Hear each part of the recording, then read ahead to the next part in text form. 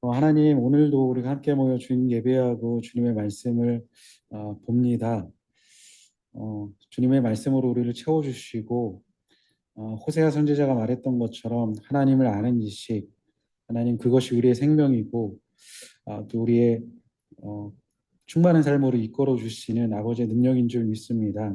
오늘 룻기서 말씀 나눌 때에 주님 오늘 우리에게 주시는 하나님의 그 말씀 깊이 새겨줄 수 있도록 인도해 주십시오. 성령님 운행하여 주십시오. 예수님의 이름으로 기도합니다. 아멘. 네, 줌에 계신 분들도 반갑고요. 강의 시작하도록 하겠습니다. 음, 오늘 6강입니다. 벌써 13강 중에 6강이에요. 절반 왔습니다. 절반 왔는데 왜 이렇게 그 역사서 이렇게 순서로 보면 왜 이렇게 조금 온 것 같죠? 음, 먼저 룻기서의 위치를 한번 보도록 할 텐데요. 한글 성경에서 룻기서는 사사기, 룻기, 사무엘로 이어지죠. 근데 히브리 성경에서는 룻기가 빠져 있고요. 사사기 다음에 바로 사무엘로 어, 이어집니다. 왜냐하면은 그 사사기의 주제가 그때 왕이 없었으므로 인데 바로 히브리 성경은 그 왕에 대한 이야기인 사무엘서로 넘어가는 거고요. 한글 구약 성경은 그 중간에 룻기서를 위치시킴으로 말미암아 룻기서의 그 이야기, 오늘 배우게 될 헤세드와 고엘이라는 두 가지 이야기를 통해서 우리의 진정한 왕이 누구인가를 딱 찍어주고 넘어가는 거예요. 이게 히브리 구약 성경과 한글 구약 성경의 차이라고 말할 수 있겠습니다. 히브리 구약 성경은 그때 왕이 없었으므로 에서 바로 왕정 시대, 사무엘 시대로 넘어가서 왕에 대한 이야기를 들려주고요. 한글 구약 성경은 그 중간에 룻기서를 집어넣음으로 말미암아 룻기서의 가장 중요한 주제 헤세드와 고해를 통하여서 예수 그리스도의 예표거든요. 예수 그리스도가 우리의 진정한 왕이심을 한번 얘기해주고 넘어가게 됩니다. 한글 성경에는 나와 있지 않는데요. 히브리 성경에서의 그 룻기서 1장 1절의 시작이 그리고로 시작을 합니다. 그리고 히브리 성경에서의 마지막 단어, 마지막 장 마지막 단어가 다윗이라고 끝나요. 그러니까 룻기서는 그리고로 시작해서 다윗으로 끝난다라는 거죠. 그러니까 성경이 그리고로 끝난다라고 하는 것은 뭐죠? 그 앞에 성경과 이어진다라는 거죠. 사실 구약 성경의 많은 부분들이 어, 그리고로 시작하는 성경들이 많습니다. 모세오경에서는 출애굽기, 레위기, 민수기가 그리고로 시작을 해요. 그리고 우리가 지금 배우고 있는 역사서에서는 어, 여호수아가 그리고로 시작됐던 거 우리가 봤었죠. 그리고 사사기도 그리고로 시작하고 룻기, 그리고 사무엘상, 열왕기상, 에스라, 에스더 이렇게가 이제 그리고로 시작을 합니다. 그 그리고로 시작한다라고 하는 것은 앞에 성경과 이어진다라고 하는 거기 때문에 그리고로 시작하는 성경들은 반드시 그 앞에 있는 성경에 이어서 좀 볼 필요가 있는 것 같아요. 그래서 그리고로 시작하기 때문에 앞에 사사기와 이어지는 거죠. 그리고 다윗으로 끝나고 사무엘상 첫 단어가 또 그리고예요. 바예이라고 하는. 그러니까 사무엘서와 연속성의 룻기가 있는 거죠. 그래서 우리는 처음에 룻기서를 이해할 때 배경을 이해할 때 가장 중요한 것이 사사기와 사무엘 중간에 위치하고 있기 때문에 사사기의 특징과 사무엘서의 특징을 보고 특징을 보면 이제 룻기서가 어느 시대 어느 배경에 쓰여진지를 알 수 있을 것 같아요. 참고로 룻기서는 족보로 따져 보니까 사사의 거의 사사기의 마지막쯤 그때쯤에 일어난 일 같아요. 그러면 우리가 배웠던 대로 한번 볼게요. 사사 시대와 사무엘 시대의 특징이 무엇인지 보도록 하겠습니다. 이거 보여주기 전에 사사기 시대 지난주에 배웠었죠. 사사기 시대의 특징 뭐였었죠? 삼손의 특징이기도 했어요. 혹시 히브리어 단어가 생각 안 나시면은 한국말로 해주셔도 돼요. 수림이. 사사기의 특징. 네 번이나 나와요. 네 번이나. 그때에 왕이 없었으므로 이거는 두 번 나오고요. 자기 소견대로 행하였더라. 이것이 네 번 나와요. 이게 사사기의 특징입니다. 그때는 이스라엘에 왕이 없었으므로 사람들이 저마다 자기 뜻에 맞는 대로 이게 야사부, 야사르라고 말씀드렸죠. 마지막 사사 삼손의 특징이 이거였었잖아요. 자기 마음대로 행했던, 자기 눈에 보기 좋은 대로 행하였던 사람, 그렇죠? 지난주에 배운 건데 생각이 안 나죠. 참 희한하게 났어요. 그래서 야사 삼손의 특징이었어요.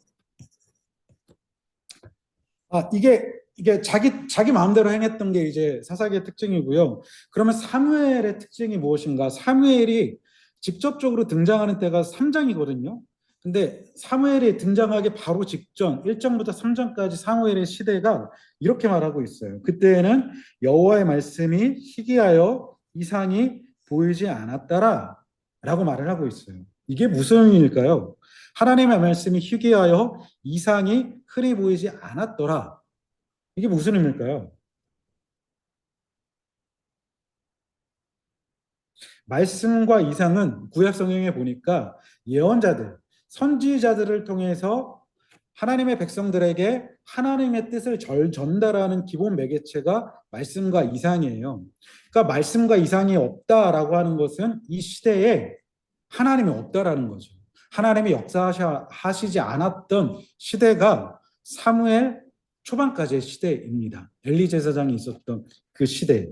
이 시대 중간에 있는 거예요. 자기 마음대로 행하던 시대와 그래서 하나님의 말씀과 이상이 없었던 그 시대 가운데 살아갔던 사람들이 룻기서입니다. 근데 룻기서에 나오는 사람들은 이 시대 가운데 하나님의 뜻을 쫓아 살았던 사람들, 심지어 모압 여자까지도 그 이야기를 보여주고 있습니다. 그런데 이게 굉장히 단순히 그냥 자기 마음대로 살았더라. 그리고 하나님의 말씀과 이상이 없었더라. 이게 단순히 그냥 하나님의 역사하지 않은 시대라고 말하기에는 굉장히 위험한 시대예요. 왜냐하면 호세아 말씀을 보게 되니까 호세아 4장 1절에 호세아는 북이스라엘의 그 활동을 했던 예언자거든요. 그러니까 사울, 다윗, 솔로몬까지 통일 왕국 시대까지는 굉장히 부유했죠. 특히 다윗과 솔로몬 시대에는 정말 정치, 경제, 문화 모든 것을 통틀어서 최고치를 찍었던 전성기 시대였습니다. 근데 사무엘 누구죠? 솔로몬의 죽음 이후 나라가 갈라지게 되면서 이 남과 북이 갈라지게 되면서 점점 쇠퇴하기 시작하는 거예요. 점점 주변국의 침략을 받으면서 우상 숭배를 하면서 쇠퇴합니다. 그러다가 잠깐 부흥기가 온 적이 있어요. 엄청난 부흥기. 마치 다윗과 솔로몬 시대에 맞먹는 그 정도의 부흥기가 왔어요. 물론 그때 주변 역사를 살펴보면은 주변들이 약간 쇠퇴했어요. 뭐 애국부터 시작해서 쇠퇴해서 이 주변국들이 이스라엘을 건드리지 않은 거예요. 지들 살기 바쁘니까. 그 시간에 엄청 부흥을 합니다. 어쨌든 부흥을 했어요. 다윗과 솔로몬 시대에 맞먹는 그 시대에 사역했던 사람이 솔로몬이에요. 그리고 그 시대가 약간 동시대적인 사람이 아모스인데 약간 이제 그 부흥기가 좀 꺾이는 시대에 사역했던 사람이 아모스고 동시대적이지만 약간 다릅니다. 그러니까 그 시대에 사역했던 사람인데 그 엄청난 부흥기의 때에 호세아 선지자가 하는 말이 4장 1절에 이 땅에는 하나님을 아는 지식이 없다라고 선포를 해요. 그래서 나타나는 현상이 저주와 속임과 살인과 도둑질과 간음과 포악으로 가득하다라고 얘기를 하죠. 잘 아시는 말씀일 거예요. 잠언 29장 18절에 이런 말씀이 있습니다. 묵시가 없으면 백성이 방자히 행한다. 계시가 없으면, 즉 하나님의 말씀이 없으면 백성이 자기 마음대로 행한다라고 말하죠. 딱 그 상태인 거예요. 사무엘 시대가 하나님의 말씀이 없었어요. 그래서 사사 시대는 자기 마음대로 행하였던 그 시대였던 거죠. 그런데 문제는 호세아 4장 6절에 호세아 선지자가 이렇게 말하는 거죠. 내 백성이 하나님을 알지 못하여 망한다. 이게 굉장히 무서운 거예요. 그러니까 사사 시대와 사무엘 시대는 단순히 자기 뜻대로 살았다, 하나님의 말씀과 이상이 없었다, 여기서 그칠 것이 아니라 망했던 시간이에요. 하나님의 말씀이 없고 하나님을 알지 못하여서 망했던 언약 백성으로서 완전히 망했던 그리고 이것이 북이스라엘 멸망 원인인 거죠. 이거였던 거예요. 그 시대를 살아갔던 사람이 룻기의 이야기입니다. 음, 정리하면 룻기의 배경은 모두가 자기의 소견대로 살았던 시대. 그래서 하나님의 말씀과 이상이 없었던 시대. 그렇기 때문에 하나님을 알지 못하고 하나님을 알지 못하기 때문에 망할 수밖에 없었던 시대. 이게 중요합니다. 그 시대에 이 사람들이 어떠한 삶을 살아갔는지 한번 보도록 하는 거예요. 두 번째, 히브리 성경에서는 잠언 뒤에 룻기서가 위치해 있습니다. 특이하죠. 잠언 뒤에 오축 다섯 두루마리라고 하는 이 다섯 개의 성경이 있는데 그 다섯 두루마리의 첫 번째가 룻기서예요. 그러면서 이러한 주제를 보여주는 거예요. 어, 잠언 마지막 장이 31장인데요. 31장은 현숙한 여인이 누군가에 대해서 얘기를 하고 있어요. 세번역에서는 유능한 아내라고 얘기를 하는데 31장 10절인가? 31장 10절부터 몇 절까지죠, 이게? 10절부터 22절을 계산하면 몇 절이에요? 31절이요? 31절이요? 10절부터 22구절이 나오면 맞죠?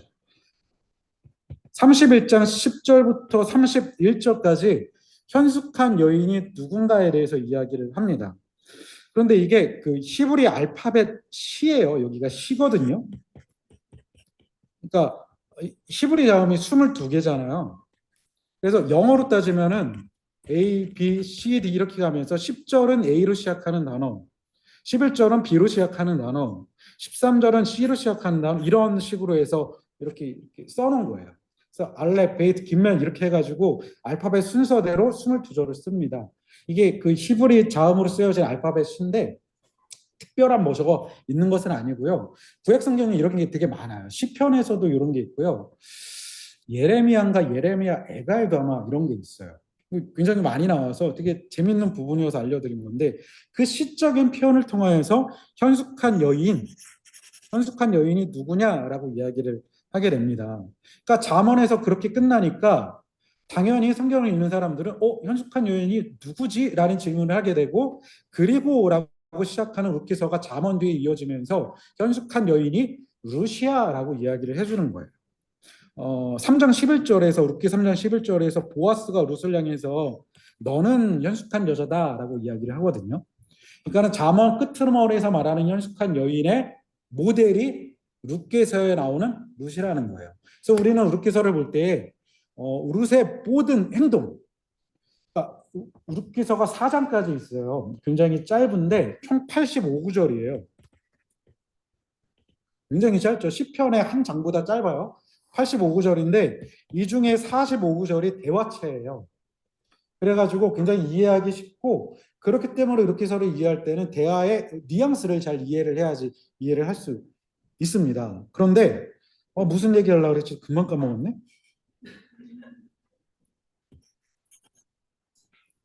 현숙한 여인. 그래가지고 우룻이 등장하는 모든 그 대화 속에서 이 현숙한 여인이 드러나요. 그래서 우리가 룻기서를 한번 집에서 보실 때는 룻이 이야기하는 모든 그 이야기를 이 안에서 현숙한 여인이 들어 있다라고 생각을 하면서 한번 읽어보시면 좋을 것 같아요. 그래서 나오미를 향해서 이야기하는 것 떠나지 않겠습니다. 어머니의 하나님이 어머니의 결례가 어머니의 무엇이 뭐 이런 거 있잖아요. 그 모습이 현숙한 여인인 거예요. 그리고 이 장에 가게 되면은 어머니를 위해서 내가 이삭을 주러 나겠습니다. 그게 현숙한 여인이고요. 이삭을 주러 나갈 때에 내가 곡식 빼는 자의 뒤를 따라서 곡식을 주겠습니다. 이렇게 요구하거든요. 이 요구가 정말 말도 안 되는 요구라는 것을 좀 뒤에서 얘기를 해줄게요. 그러니까 당당하게 요구를 하는 거예요. 그리고 3장에 가면은 나오미가 일러주는 모든 말들을 내 어머니 그렇게 하겠습니다. 라고 하면서 다 100% 순종하잖아요.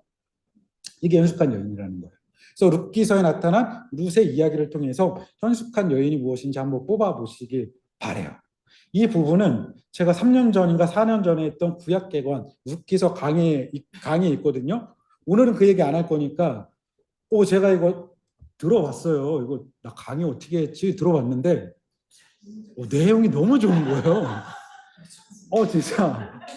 아주 내용이 너무 좋은 거예요. 그래가지고 이 부분, 현숙한 여인에 대한 부분은 그 강의를 보세요. 그래서 대충은 제가 써놓긴 했거든요. 자만에서 말하는 현숙한 여인에 대한 이미지가 이것이고, 에셰트 하일이에요. 에셰트 하일, 현숙한 여인이. 현숙한 여인에서 가장 중요한 게 공동체, 어디 써 있지? 공동체 안에서 인정을 받는 사람, 여기가 중요해. 요거 한번 강의 찾아서 보시면 좋을 것 같아요. 아무도 안 보실 것 같지만. 자, 그래서 여기는 과감하게 넘어가도록 하겠습니다. 그래서 바로 중심 주제로 넘어갈게요. 중심 주제.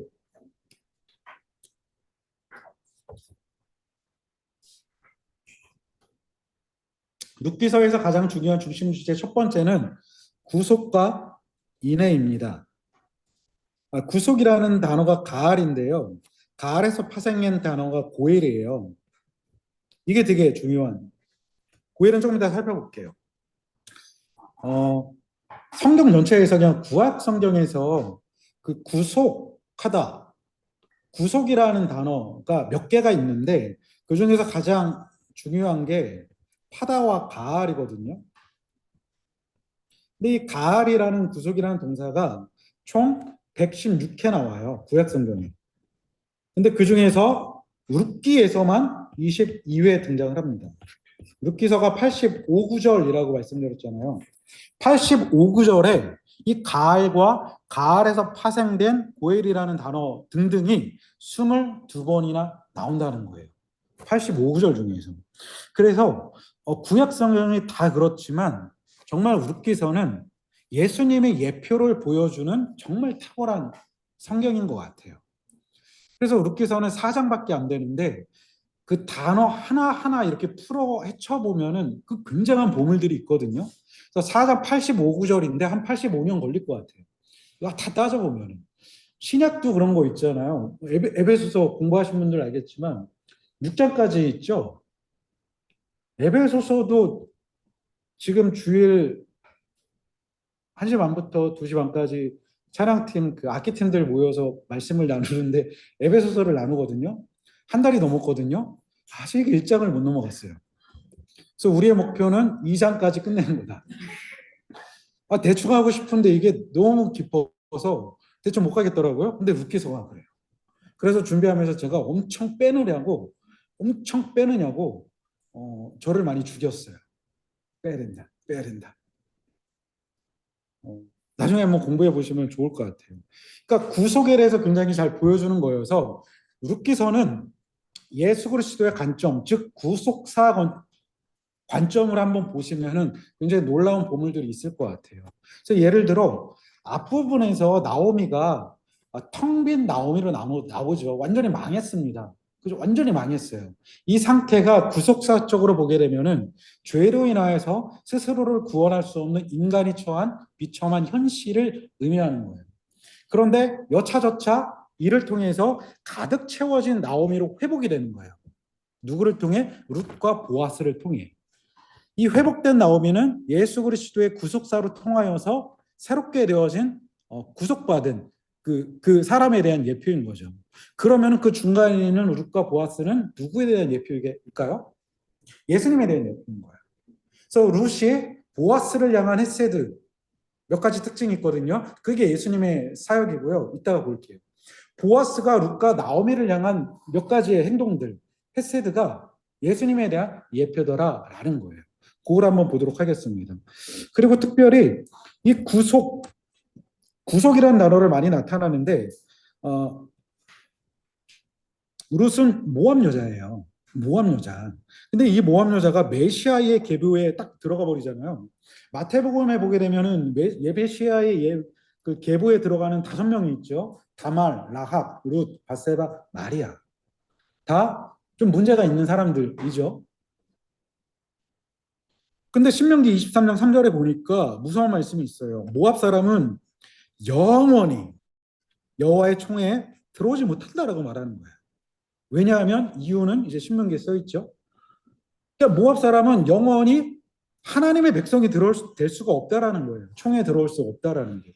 근데 이거를 깨버린 거예요. 누가? 룻이. 왜 그럴까? 그거를 보도록 할게요. 자, 어, 인해, 헤세드를 인해, 세 번역에서는 이게 번역이 좀 뭐 어떻게 돼 있더라? 좀 번역이 좀 약한 것 같아서 헤세드를 보는 인해라고 합니다. 헤세드 잘 아시는 단어죠. 은혜, 사랑, 긍휼, 자비 뭐 등등등으로 표현되는데 학자들은 그냥 인해라는 말로 표현을 합니다. 그런데 정의가 중요해요. 정의. 여기 한번 다 같이 읽어볼게요. 시작.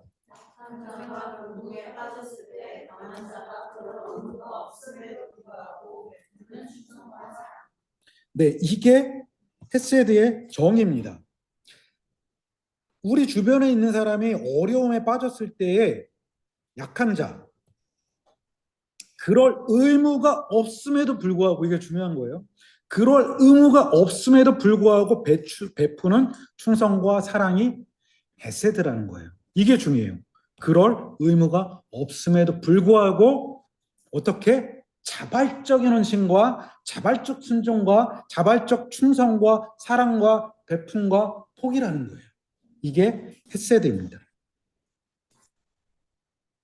자, 그러면 룻과 보아스가 그것을 보여줬다라는 말이 되겠죠. 뒤로 넘어가면 하나님께서 하나님의 백성을 구속하시는 힘이 헤세드입니다. 출애굽기에 이렇게 말하고 있어요. 주의 인자하심으로 이게 헤세드예요.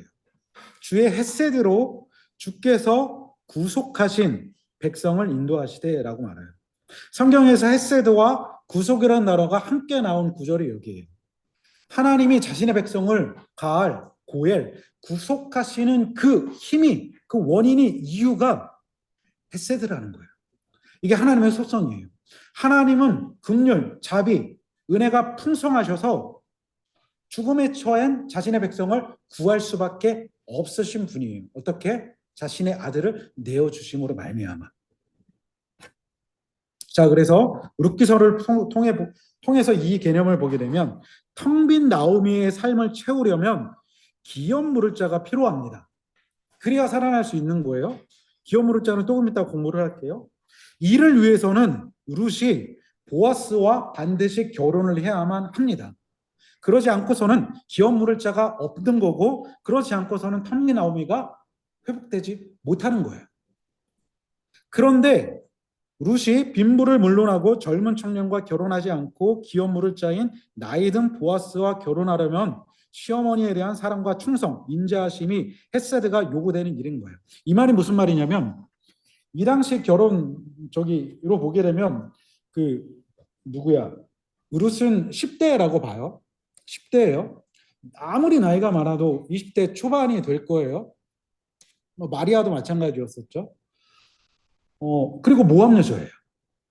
모압 여자가 자신의 모압 신을 버리고 한 번도 들어보지 못했던 이스라엘의 하나님을 섬기러 가야 되는 거예요.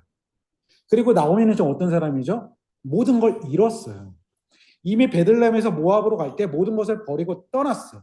그러니까 말씀해 보면은 그 땅에 거류하러 갔다라고 얘기를 하거든요. 거류하다가 잠시 머물다라는 뜻이에요. 처음에는 그 남편과 아들과 나오미가 잠시 머물러 그냥 흉년만 피해러 갔는데 그 다음 구절에 보니까 머물렀더라. 마음이 바뀐 거야. 잠시 피해야지라고 모압을 갔는데 여기가 좋네. 이제 머물기 시작하죠. 그러다가 거기에서 다시 한번 재난을 만나는 거예요. 남편 죽고 아들들 죽고 다 죽는 거예요. 이 당시에 과부라고 하는 것은 나오미는 지금 늙었어요. 많이 늙었어요. 그러니까 노동력이 없어요. 고향에 가봐야 아무것도 할 수 있는 게 없다라는 거예요. 살아갈 뭐가 없어요.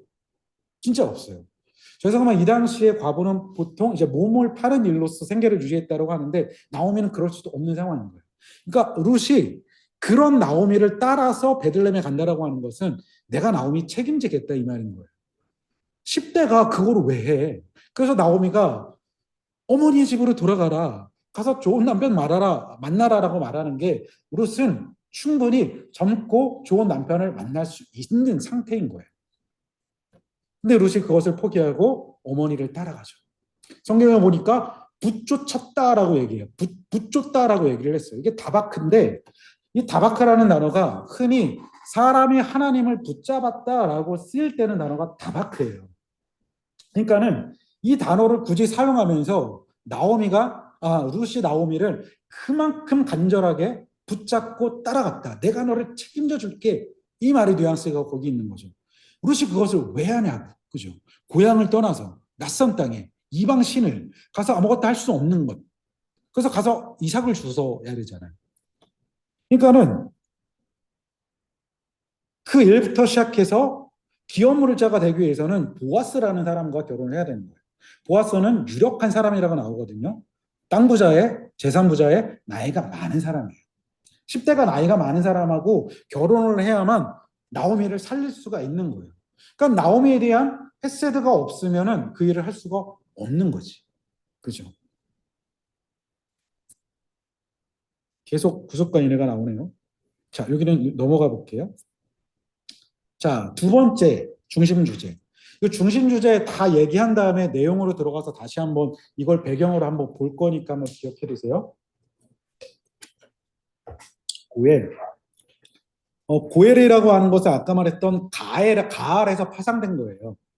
고엘이 사람한테 적용이 되면 기업 물을 자가 되고요. 하나님께 적용이 되면 구원자라는 단어가 돼요.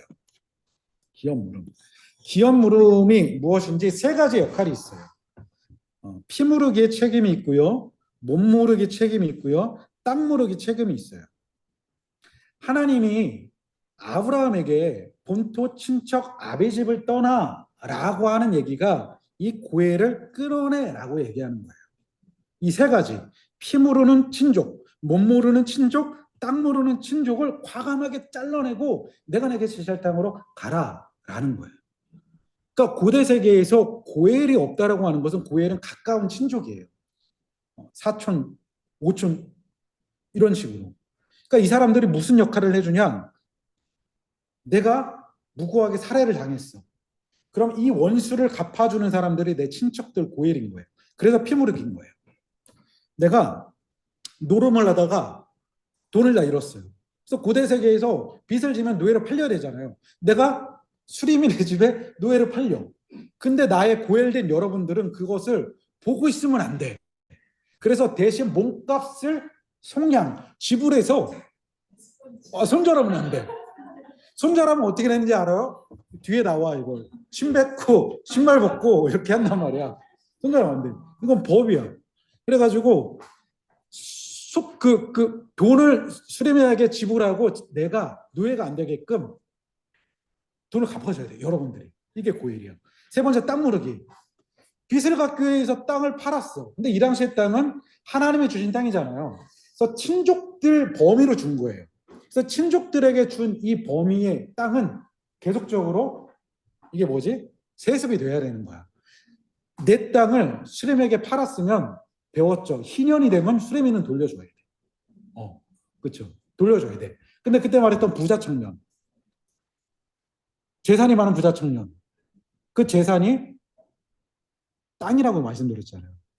땅이 많은 부동산 청년이었던 거야. 그러니까는 이런 식으로 자신의 땅이 아닌 많은 사람들의 땅을 이렇게 딴 얘기하면 또 못하니까 빨리 갈게요. 그래가지고 내가 땅을 팔아. 그러면은 땅을 못 팔게끔 여러분들이 나의 친족 되신 여러분들이 어떻게든 돈을 모아서 수레미에게 제 땅값을 줘야 되는 거예요. 제가 이번 주에 또 축구하다가 또 부딪혀서 갈비뼈가 또 다쳤거든요. 근데 이게 고엘인 거예요. 고엘. 그러니까 여러분 생각해 보세요. 고대 세계에 고엘이 많다라고 하는 것은 그만큼 내가 안정감 있게 살아간다라는 거예요. 이렇게 빽이 많다라는 거예요. 빽이 많다라는 거예요. 그래서 하나님이 이스라엘 백성들에게 나그네와 고아와 과부를 돌봐줘라 계속 얘기하는 거예요. 왜요? 그들에겐 고엘이 없기 때문이다. 그래서 이 사람들은 깡패들이 와가서 죽여서 빼앗아 갈 수 있는 연약한 자들인 거예요. 그래서 하나님이 니들이 고엘이 안 되면 내가 직접 그들의 고엘이 되어주겠다라고 얘기하는 거고 그들에게 고엘이 되어주는 그 삶이 하나님이 원하시는 체데크와 미시파트 정의와 공의의 삶이라는 거죠. 자, 이런 책임이 있는 거예요. 자, 그런데 중요한 것은 룻기서에서는 이 고엘이 계대 결혼으로 나타나요.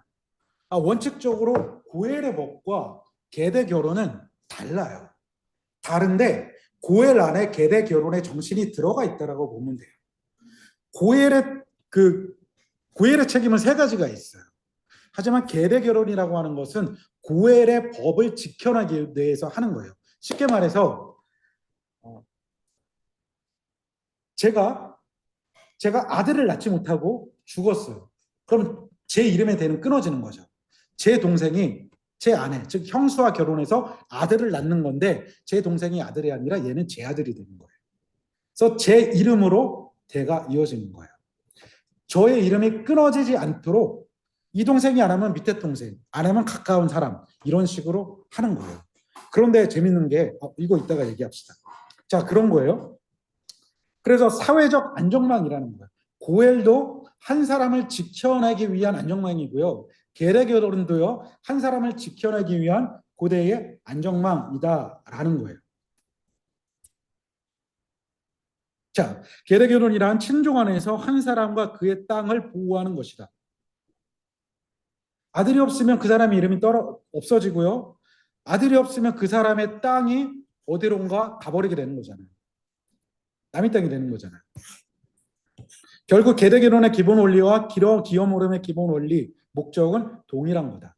사람을 살리기 위한 법이 고엘과 계대 결혼이다라는 거예요. 이거 한번 기억하시고 마지막 여기 있네.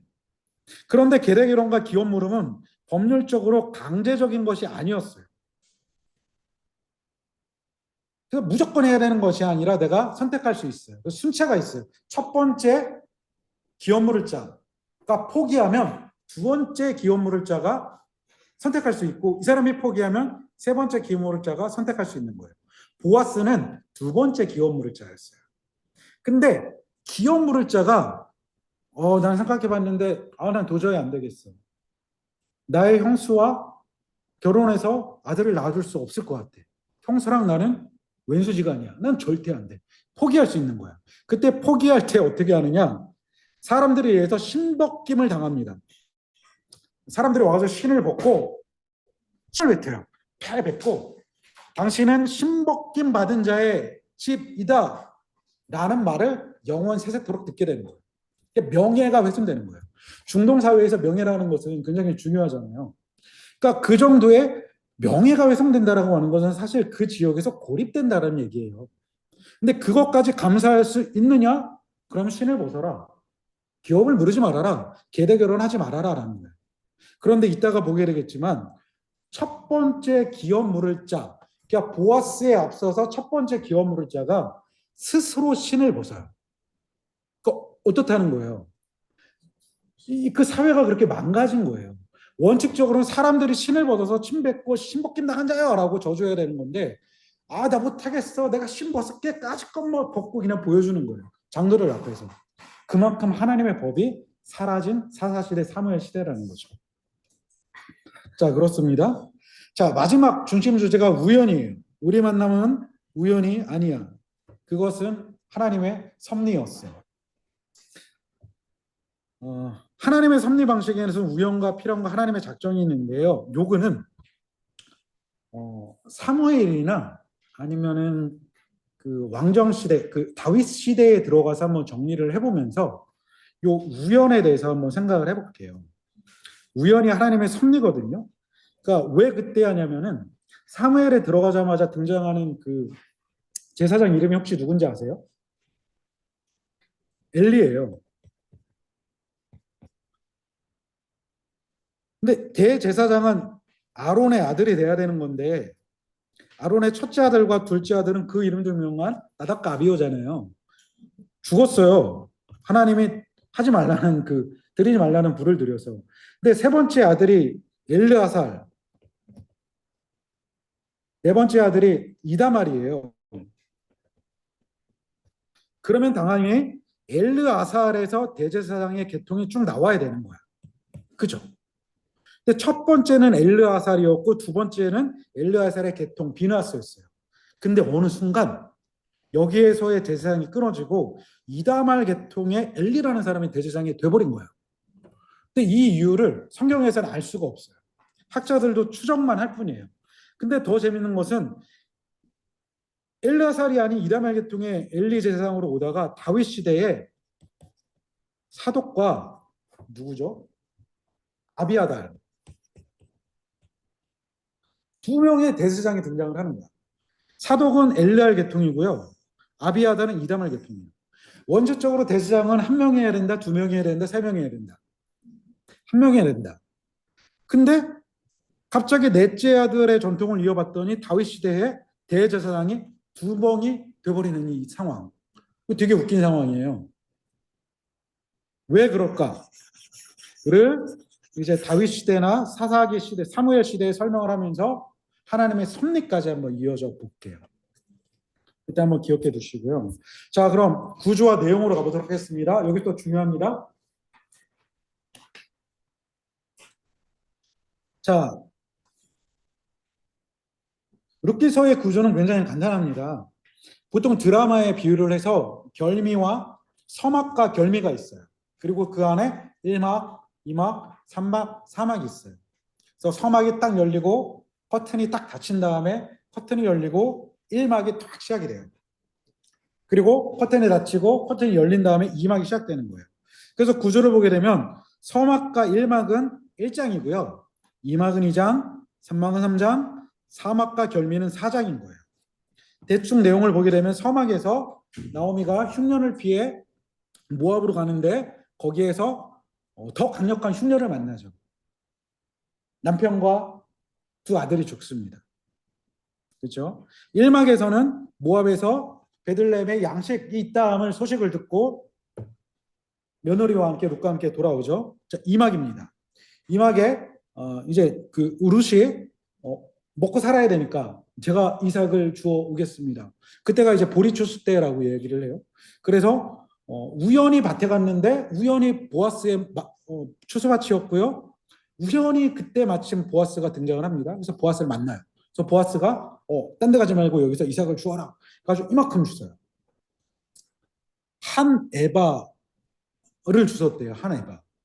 한 에바가 10오멜이거든요. 근데 오멜 혹시 기억하시나요? 그러니까 하나님의 만나를 내려주실 때 하루에 한 오멜만 주게 했어요. 그죠? 그래서 6일째에는 이틀 걸 주니까 2오멜.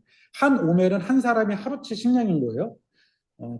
한 에바가 10오멜이니까는 열흘치 식량을 주신 거죠. 그러니까 둘이서 5일치를 먹을 수 있는 거예요. 총 7주를 이렇게 이삭을 줬습니다. 그러니까 열흘치 식량이면 이거 굉장히 무거웠을 텐데 어떻게 들고 갔을지가. 다윗이 그죠? 다윗이 제가 기억이 안 나는데 다윗이 35멜인가 뭐 들고 왔을 거예요. 30에반가? 아닌가? 그러니까 보통 양이 아니라 엄청 들고 간 거예요. 다윗이 10대였으니까 골리앗 때려잡은 도시락 이거 생각하면 안 돼요. 얼마나 도시락? 지게 지고 간 거예요. 그리고 산막에서는 이제는 그 우르시 보아스가 나오미가 이제 보아스와 결혼식교에서 룻에게 이렇게 명령을 하고 룻이 그대로 합니다. 타작마당에 가죠. 타작마당은 옛날 어른들의 물레방앗간이에요. 호세아서에 보게 되면 타작마당에서 이스라엘 백성들이 무엇을 했냐? 음행을 했는데요. 그리고 그 어디죠? 아가서를 보니까 밤중에 돌아다니다가 얻어맞잖아요. 그런 곳이에요. 타작마당이. 굉장히 위험한 곳. 굉장히 위험한 곳. 그런데 순종하잖아요. 그만. 또 사막에서는 보아스가 기업을 모릅니다. 그리고 결묘에서 아들을 낳고 그 이름을 쭉쭉쭉쭉쭉 다윗이다 라고 얘기를 하는 거예요. 이런 내용을 가지고 있어요. 자, 이거를 표를 통해서 볼게요. 자, 이거 보이나요? 표를 보게해서 보게 되면 먼저 장소가 변합니다. 장소가 모압에서 베들레헴, 밥, 타작마당, 성문, 그리고 안. 이게 지브로에서 안으로 바뀌죠. 어떻게 바뀌죠? 넓은 곳에서 좁아지죠. 바깥에서 점점 안으로 들어오죠. 이게 그거예요. 그냥 그 중심으로 들어올수록 언약의 중심으로 돌아온다라는 표현이에요. 언약의 중심으로 들어올수록 헤세드가 더욱더 강해진다, 풍성해진다. 에덴도 마찬가지잖아. 에덴도 하나, 둘, 세 개, 삼중으로 이루어져 있잖아요. 거룩, 정결, 부정 이렇게. 에덴 안에 동산이 있는 거잖아요. 동산 안에 에덴이 있는 건가? 뭐죠? 에덴 안에 동산이 있는 건가요? 모르겠네. 하여튼 그래요. 동산 밖, 동산, 에덴 이렇게 있는 거예요. 성막도 마찬가지잖아요. 뜰, 성소, 지성소, 거룩, 정결 이런 식으로. 신의 산도 마찬가지잖아요. 밑, 중간, 위. 모든 것들이 이런 구조거든요. 이게 그 구조를 보여주고 있어요. 점점 중심부로 들어올수록 언약에 가까워오고 그 언약의 햇셋을 풍성하게 느끼게 됩니다. 그리고 여기가 중요한데요. 서막에서는 텅 빈 나오미가 주제입니다. 그죠? 모든 것을 잃어버렸어요. 그런데 모든 사건을 지나 마지막에 채워진 나오미, 결실을 맺는 나오미로 바뀌게 돼요. 그래서 서막의 주제는 상실이고요. 1막은 귀환과 소막, 2막은 만남, 3막은 약속, 4막은 상속과 결혼, 결미는 결실입니다. 자, 요걸 통해서 내용을 좀 더 보면은 첫 번째로 베들레헴 에브랏으로 시작해서 다윗으로 끝나요. 근데 유대인들은 베들레헴 유다 베들레헴 에브랏 하면은 제일 먼저 생각나는 게 다윗이에요. 왜냐하면은 다윗은 유다 베들레헴 에브랏 사람이잖아요. 에브랏이 어디 있어요? 에브라다 똑같은 거예요. 에브라타 똑같은 말이에요. 에브랏, 에브라다. 그러니까 유다 베들레헴 에브랏 하면은 사람들은 다윗을 생각합니다. 구약 성경들은. 근데 우리들은 유다 베들레헴 에브랏 하면은 누구를 생각해야 되느냐? 예수 그리스도를 생각해야 돼요. 이런 장치를 가지고 있어요. 첫 번째 유다 베들레헴 에브랏으로 시작을 하면서 다윗에 대한 기대감을 보여주고 있고요. 구속사적으로는 유다 베들레헴 에브라다 하면서 메시아 예수 그리스도에 대한 예표를 보여주고 있는 거죠. 그 다음에 서막에서 옐레드라는 단어가 있고요. 마지막에서 옐레드라는 단어가 나옵니다. 그러니까는 이게 되게 재밌는 건데 그냥 문학적 기법으로 만든 것 같아요. 그러니까 두 아들이 죽잖아요. 말론과 기론이 죽습니다. 얘네들이 이름이 진짜 재밌어요. 알아요? 허약한 병든 이게 이름이야. 얘가 허약한인지 얘가 허약한지 모르겠는데 둘 중에 하나는 허약한이고 하나는 병든이고 그래서 일찍 죽었나? 그래서 두 아들이 죽었는데 이 아들을 옐레드라고 했어요. 근데 마지막에 룻이 아들을 낳고 그 아들을 안죠. 그 아기가를 옐레드라고 번역을 해요. 근데 히브리 단어에서 아들은 벤이에요, 벤. 근데 의도적으로 아들을 옐레드라고 쓴 거예요. 얘네들 아기라고 할 수가 없잖아요. 20대, 30대 됐을 것 같은데 그러니까 일부러 아기를 뜻하는 옐레드를 쓴 거고요. 그리고 아기를 낳는 거예요. 이런 의미인 거예요. 흉년을 만나서 옐레드를 잃어버린 나오미. 여자 숫자 1이 진행된 다음에 옐레드를 품에 안는 나오미. 잃어버린 것들을 마지막에서 찾는 나오미. 이 그림인 거죠. 또 하나는 슈브라는 단어입니다. 처음에 슈브, 돌아오다예요. 돌아오다. 처음에는 어떻게 돌아왔냐? 하나님께서 나를 텅 비워서 돌아오게 하셨다. 모압에 가서 다 쫄딱 망했다. 나를 나오미라 하지 말고 말하라 해라. 뭐 이런 얘기하는 거예요. 돌아왔는데 어떻게? 텅 비워서 돌아왔어. 그런데 그 옐레드 이 아기를 보면서 사람들이 하는 얘기가 그 아기는 나오미 내 생명의 회복자다라고 말하는데 그게 슈브거든요. 문자적으로 번역을 하면 너의 생명을 돌아오게 하는 자. 텅 비어서 돌아왔는데 가득 채워져서 돌아온 나오미가 된 거예요. 자, 이해되시나요?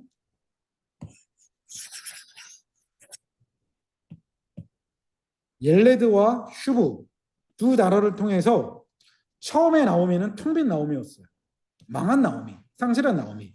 그런데 이러한 모든 일을 겪은 다음에 이제는 채워진 나오미, 결실한 나오미로 바뀌게 되는 거예요. 이게 룻기사의 가장 중요한 앞과 뒤입니다. 텅 빈 나오미가 어떻게 채워진 나오미로 변하느냐.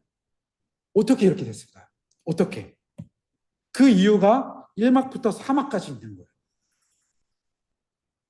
바로 룻과 보아스를 통해서 텅 빈 나오미가 채워진 나오미로 바뀌는 거예요. 나오미를 향한 텅 빈 나오미를 향한 룻의 헤세드가 있었기 때문에, 그리고 룻과 나오미를 향한 보아스의 헤세드가 있었기 때문에 텅 빈 나오미가 채워진 나오미로 바뀝니다. 자, 1막부터 4막까지 룻의 나오미가 어떻게 표현되느냐? 포기와 헌신과 순종으로 표현이 돼요. 이게 현숙한 여인. 보아스가 어떻게 나오냐? 똑같이 포기와 헌신과 그리고 기업물을, 그거를 뭐로 표현하면 될까요? 손해범. 이런 식으로 우르세아스와 헤세드와 보아스 헤세드가 옵니다. 이 모든 것들은 예수 그리스도의 뭐죠? 예표라는 거예요. 그래서 이거를 조금만 더 자세하게 한번 보고 마치도록 할게요. 룻과 보아스의 헤세드가 과연 어떤 건지 한번 보도록 할게요. 죄송하지만 지금 거는 아마 저기 없을 거예요. 여기 강의안은 없을 거니까 앞에 보시면은 제가 말씀만 뽑아왔거든요. 자, 봅시다. 룻의 헤세드를 먼저 볼게요. 할 수 있어. 끝낼 수 있어. 갑시다. 자, 1장 8절에서 망한 나오미가 두 며느리들한테 뭐라고 말하냐면, 너희가 오르바와 룻, 너희들은 죽은 자들과 나를 선대했다. 그러니까 오르바와 룻이 나오미에게 잘했다 못했다. 뭐예요? 잘했다예요. 그러니까 오르바는 돌아가잖아요. 근데 욕할 수가 없어요. 왜냐? 오르바도 굉장히 잘한 사람이에요. 그래서 어쩔 수 없는 그냥 일반적인 선택인 거예요. 근데 오르바는 돌아갔지만 룻은 부쫓았다. 이게 다바크예요. 히브리 성경에는 나와 있는데 새 번역에는 번역이 되어 있는데 개역 개정 안 돼 있는 단어가 그러나예요. 누구와 비교하죠? 오르바와 비교하는 거예요. 오르바도 선대했던 사람, 룻도 선대했던 사람인데 오르바는 그 선택에서 일반적인 누구나 합리적인 선택을 한 거예요. 그러나 룻은 나오미를 부쫓았어요. 따라갑니다. 그래서 룻이 이렇게 말해요. 나오미가 계속 말하죠. 돌아가라, 돌아가라, 내 딸들아, 돌아가라 말하는데 룻이 말하는 게, 돌아가라고 강권하지 마십시오. 어머니께서 가시는 곳에, 어머니께서 머무시는 곳에, 어머니의 백성이, 어머니 하나님이 어머니께서 죽으시는 곳에 만일 내가 죽는 일이 어머니를 떠나면 이라고 말하면서 나와 어머니를 계속 얘기하고 있는 거예요. 나와 어머니를 하나로 묶고 있는 거예요. 아까도 말했지만 나오미는 망한 사람이에요. 베들레헴에 가야 아무런 소망이 없는 사람이에요. 그래서 자신의 이름을 쓰다 말하라 라고 얘기하잖아요. 그 소망이 없는 사람을 이렇게 잡고 있는 거예요. 자발적으로. 근데 중요한 게 요 구절인데요. 어머니께서 죽으시는 곳에서라는 거예요. 이게 전치사 배를 장소로 번역을 한 거예요. 배라는 전치사를 장소로 번역을 하면 곳에서라고 돼요. 근데 전치사 배는 수단으로도 번역할 수 있어요. 그래서 구약학자들은 이 부분에서는 수단으로 번역하는 것이 더 낫다라고 얘기를 해요. 왜냐하면 뒷구절에 말하는 나오미의 고백 때문에 그래요. 수단으로 번역되면 어떻게 되느냐? 어머니가 죽는 방법으로 나도 동일하게 죽을 거다 이거예요. 그러니까 이 당시에 한 사람이 죽을 수 있는 방법이 굶주리는 거죠. 굶어 죽으면 나도 굶어 죽을 거고, 아파 죽으면 나도 아파 죽을 거고, 전쟁으로 죽으면 전쟁으로 죽을 거다 라고 말하면서 어머니와 자신을 꽉 하나로, 이 뭐예요 지금? 결속하고 있는 거예요. 누구에게? 망한 사람에게. 아무런 소망이 없는 사람에게 내가 너에게 딱 달라붙어서 나 살아도 같이 살고 죽어도 같이 죽을 겁니다. 내가 너고 네가 납니다. 이래버리고 있는 거예요. 이게 나오미를 향한 룻의 헤세드인 거예요. 재미있는 사진 볼게요. 이게 그 당시에 이제는 일반적인 그 매장법이거든요. 시신이 여기 있잖아요. 시신을 바로 안 묻어요. 이게 가족묘예요, 가족묘. 시신이 썩으면은 뼈가 남잖아요. 그럼 여기다가 모아요. 아들이 죽잖아요. 여기서 시신이 썩을 때까지 기다려요. 뼈만 남잖아요. 여기다 섞어요. 어?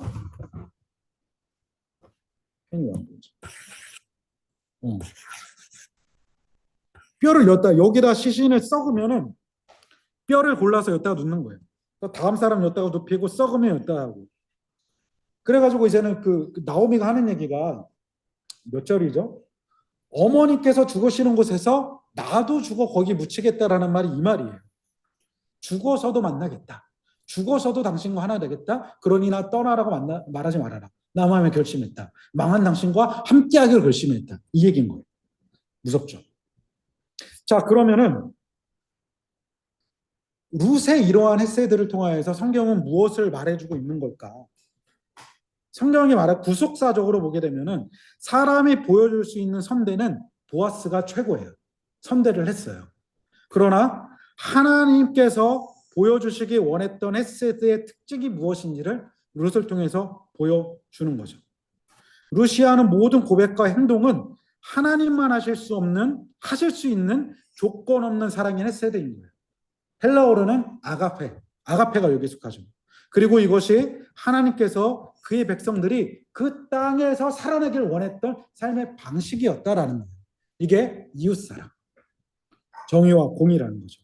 그러면 이 헤세드는 이렇게 정의할 수 있는 거예요. 아까도 헤세드 정의했죠. 강한 자가 약한 자와 하나 되어 약한 자를 약한 자리에서 일으켜 세우는 것.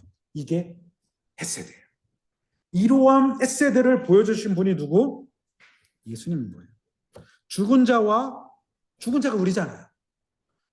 본질상 진노의 자녀. 제가 로마서 했던 것처럼. 뭐야, 이거. 도망노해. 그러니까 죽음 자체. 죽은 자와 죽음으로 하나 되는 사랑을 보이신 분, 그래서 죽음 가운데 있었던 우리들에게 생명과 소영을 만드신 분, 바로 예수 그리스도의 예표가 룻의 헤세드라는 거예요. 그래서 이렇게 정의해 볼 수 있어요. 이거예요. 이렇게 정의할 수 있다는 게 아니라 이거예요. 자, 룻의 헤세드. 룻이 주요. 또 거짓말하게 생겼네. 룻이 보아스가 아니 누구죠?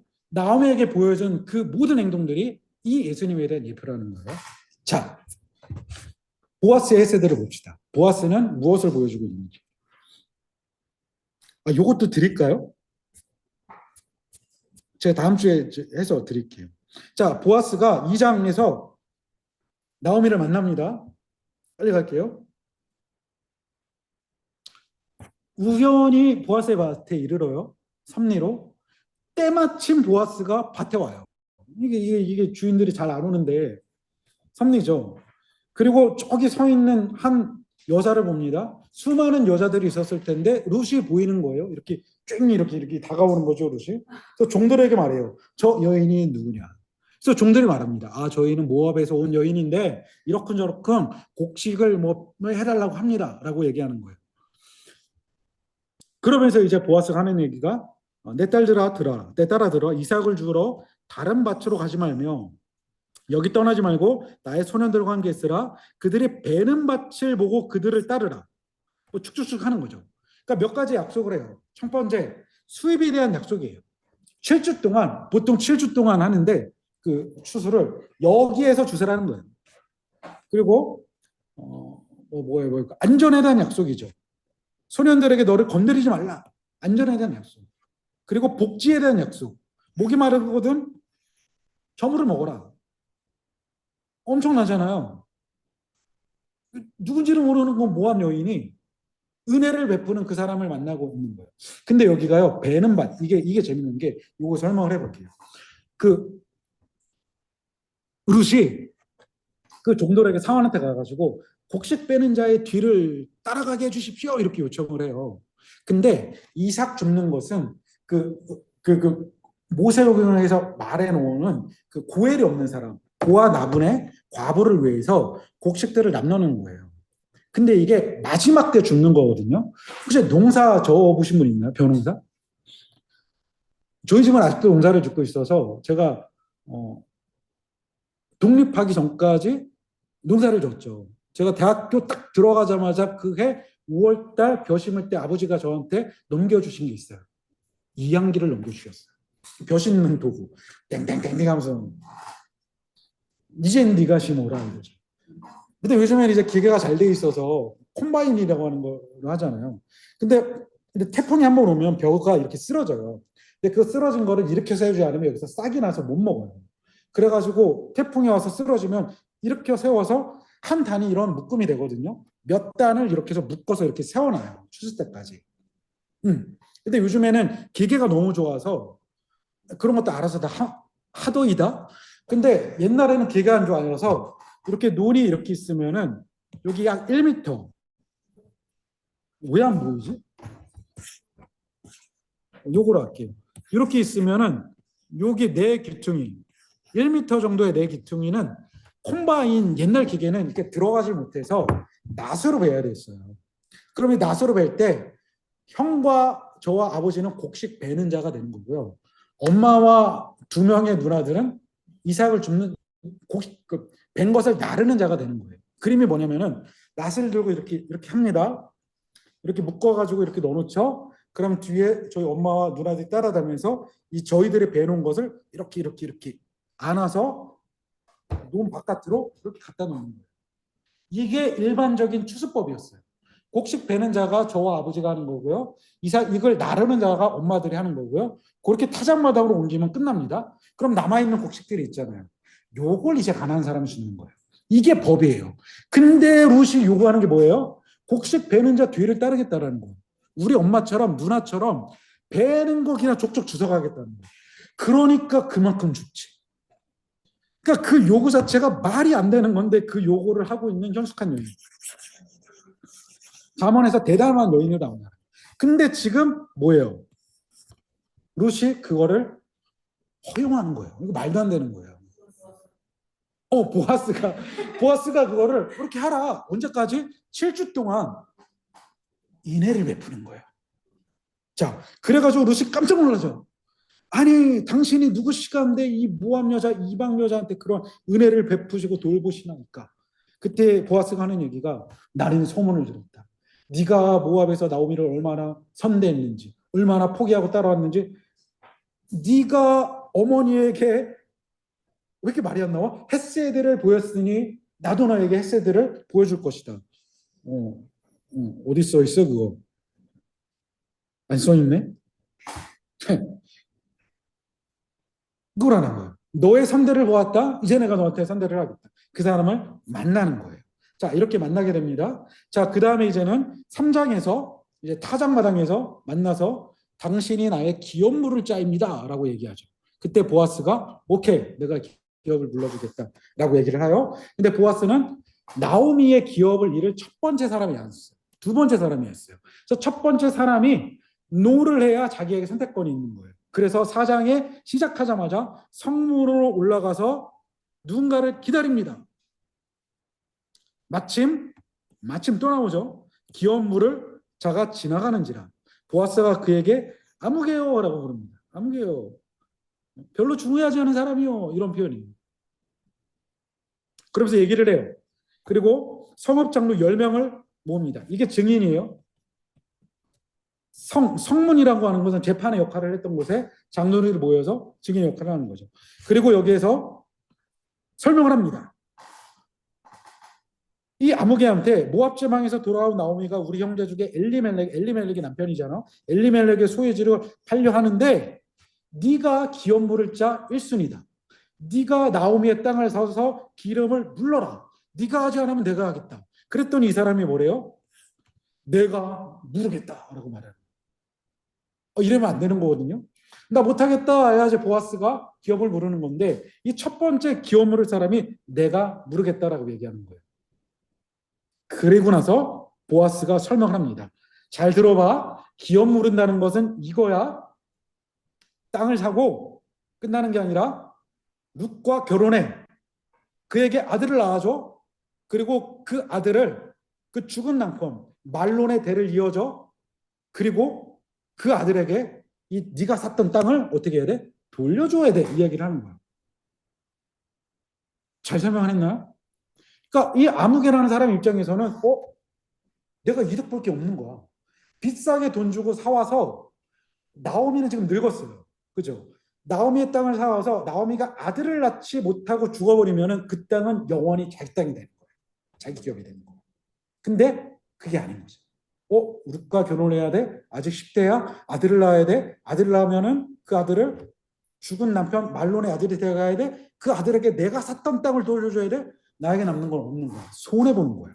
그래가지고 뭐라고 말하냐? 그 아무개가 하는 말이 내 기업에 손해가 있을까요? 나는 물으지 못합니다. 나는 물으지 못하겠노라. 라고 말하는 거예요. 첫 번째는 딱 계산해 봤을 때, 이거 내 땅 되겠다. 이거 괜찮은 투자다. 오케이, 내가 할게. 라고 했는데, 두 번째 설명을 들어보니까, 손해인데, 이득될 거 없는데, 나 못해. 라고 하면서 그의 신을 벗어버리는 거예요. 스스로 벗는 거예요, 지금. 창피하지가 않은 거예요. 이게 중심입니다. 내 기업에, 이게 안 나오죠. 내 기업에, 이것도 안 나오네.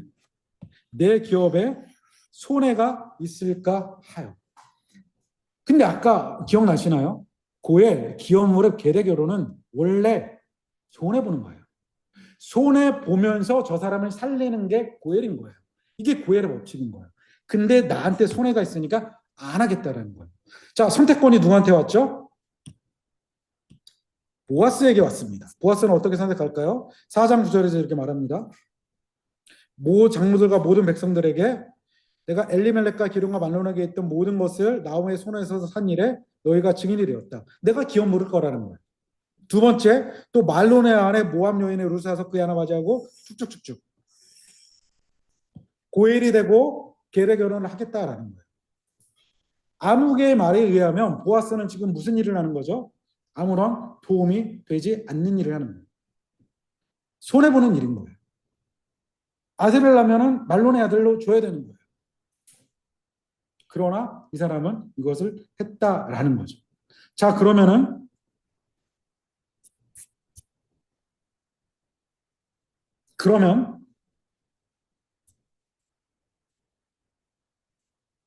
자, 이게 왜 이렇게 돼 있지? 보아스의 헤세드를 저기서 누굴 보게 되느냐? 예수 그리스도를 보게 되는 거죠.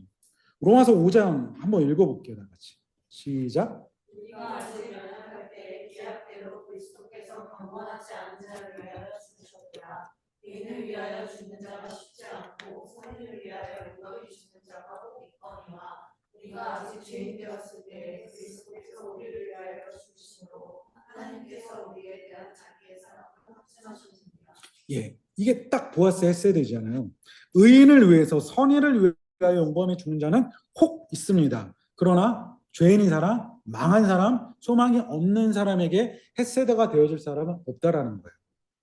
우리가 아직 죄인 되었을 때, 우리가 의인 되었을 때가 아니라 죄인 되었을 때 하나님이, 예수님이 자기 사랑을 확증하신 거죠.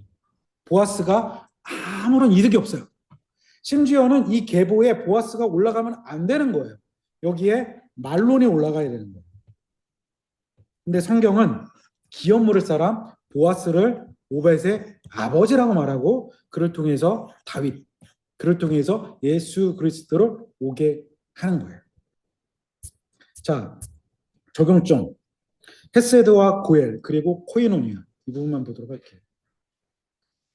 헤세드의 고엘의 정신이 신약에서는 코이노니아입니다. 자, 오순절 성령 강림 사건으로 성도들이 어떠한 일을 하느냐? 사도의 가르침을 받아 서로 교제합니다. 코이노니아, 그죠? 그 결과, 교제의 결과가 무엇이냐? 믿는 사람들이 다 함께 있어 모든 물건을 통용했다, 나누었다라는 거예요. 이게 코이노스예요. 코이노스. 코이노니아는 코이노스에서 파생했고 코이노스는 히라버 슌에서 파생한 단어입니다. 코이노니아는 교제를 뜻하죠. 성도의 교제. 코이노스는 여러 가지 뜻이 있어요. 공통의, 부정한, 더러운. 예수님의 제자들이 마가복음 7장인가요? 이렇게 길 가다가 이삭을 이렇게 주워 먹잖아요. 그때 바리새파 사람들이 아니 어떻게 저 더러운 손으로 저걸 먹냐라고 말하거든요. 거기 더러운이 코이노스예요. 통용하다, 코이노스. 이것이 쉰에서 파생되는데 쉰은 함께 같이라는 단어가 있어요. 그래서 이 모든 단어의 뜻과 성경의 이 사용 용례를 다 긁어 모아서 이제 코이노니아를 번역을 하면은 내가 저 사람과 코이노니아 교제를 하기 위해서는 이 두 가지가 함께 있어야 된다라는 거예요. 저 사람의 더러움을 내가 묻혀야 되는 거예요.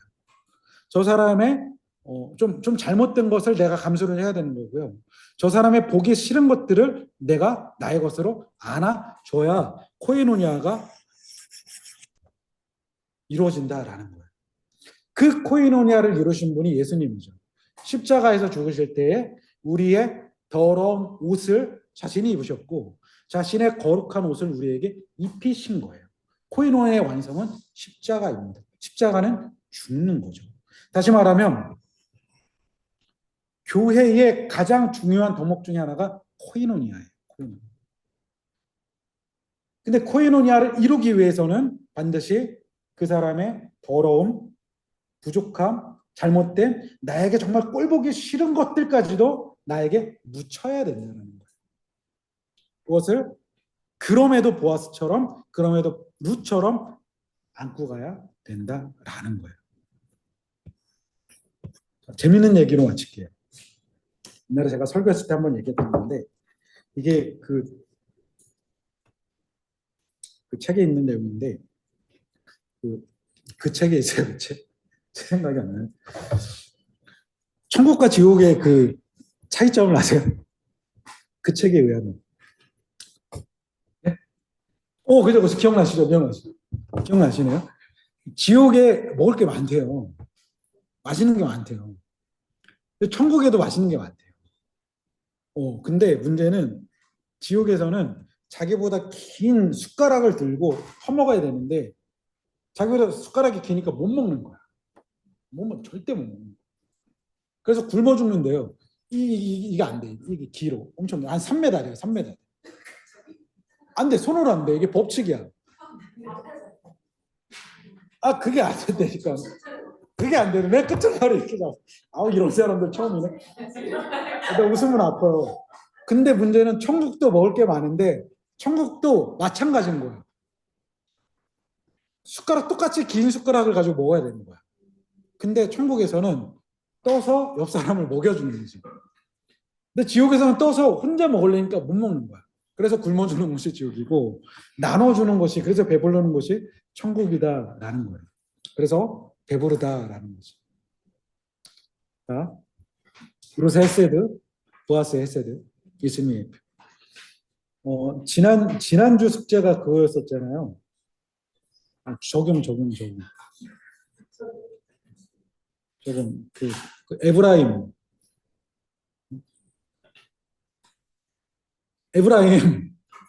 갑자기 나도 생각이 안 나. 입다 기드온 그 사이에서 계속 막 트집 담는 에브라임. 그래서 에브라임한테 높여주니까 평화가 임하고 이 자식 했더니 전쟁이 임한 거. 그러니까 우리 삶에 우리 공동체 에브라임 많다. 내가 에브라임이다. 나 오늘도 에브라임 했는데 에브라임이다. 근데 그 에브라임이 어떻게 대할 거냐 공동체에서. 기도원처럼 내자 얘기 했잖아요. 그것과 이어서 더 힘든 거죠. 코이노니아. 더러운 것을 묻혀가야 될 것 같아요. 한번 해봅시다. 어떻게 하죠? 기도하고 마칠게요. 하나님, 오늘 룻기를 통해서 하나님의 헤세드, 예수 그리스도께서 보여주신 헤세드와 기업물음이 무엇인지, 고일이 무엇인지 배웠습니다. 교회를 이루어가는 가장 중요한 코이노니아.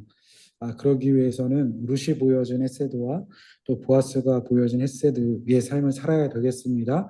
그 삶을 살아가는 공동체 되도록 인도해 주십시오. 예수님의 이름으로 기도합니다.